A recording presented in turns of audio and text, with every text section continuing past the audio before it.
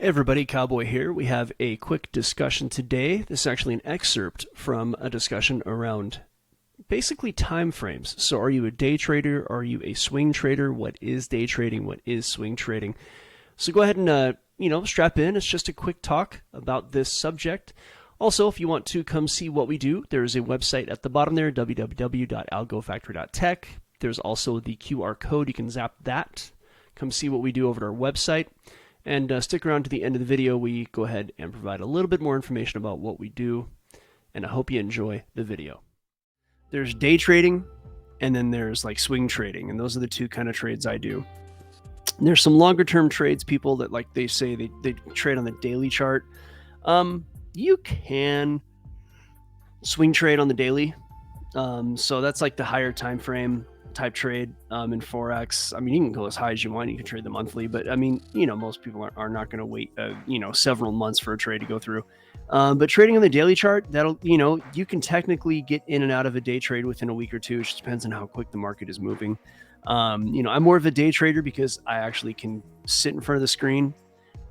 If you develop a day trading algorithm and you have it coded, then of course you can let it do the work for you. That's an option. But if you have like a 9 to 5, then you're probably going to be doing what's called swing trading. And swing trading is where you get into a position like you recognize that a trade's probably going to come like a day before it happens. That's the speed at which the market moves for a day trader. It's like, they start off the week, they're looking at the charts, say, I think there might be a trade for, the cable. And that's the British pound versus the dollar. Or if you're in like a stock, it's just whatever the stock's movement is, or if you're in crypto, whatever you're trading, you'll notice that, okay, this is like, I think there's gonna be a trade on Wednesday or Thursday. Like the market has to move and it has to complete, this, my indicators have to do that, or, those kind of things that you say. And then you're set up. And then like on Tuesday, I think that trade is going to hit. You set your orders if you're doing limit orders.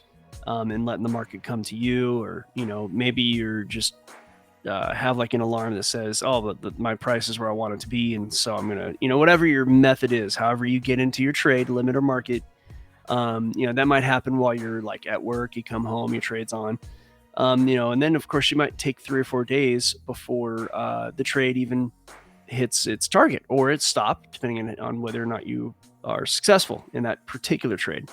And again, for you beginners out there, you're going to lose trades. It's the best trader in the world is going to lose like maybe, 1% of their trades, 20%, 30%.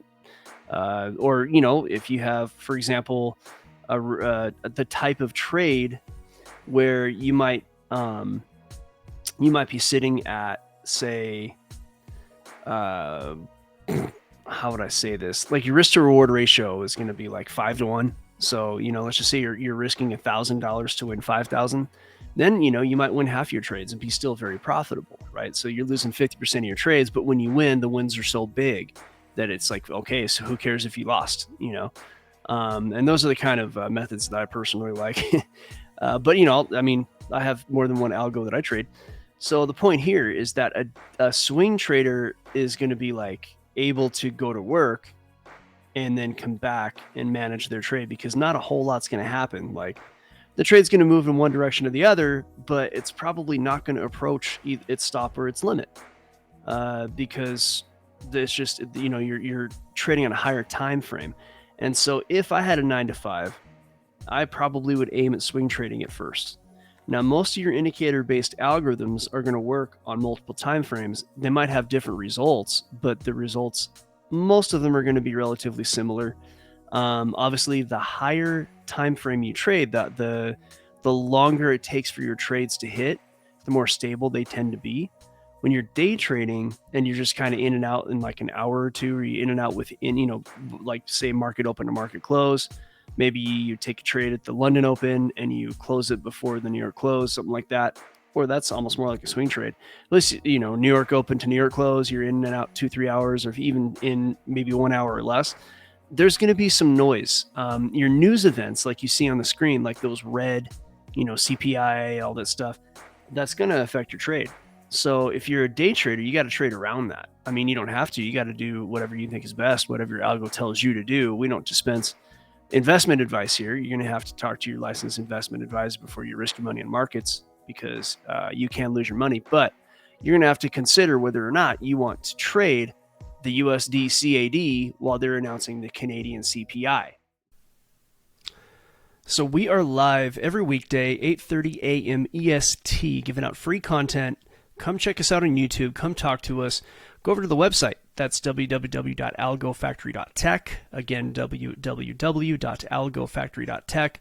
And for a limited time promotional offer, we are giving out memberships at $49.99 a month. There's a ton that we're offering over there. Come see what that's about. Also, you can see our Twitter link. All the links are up on YouTube. Come talk to us on social media. See us on the live YouTube videos. We hope to see you soon.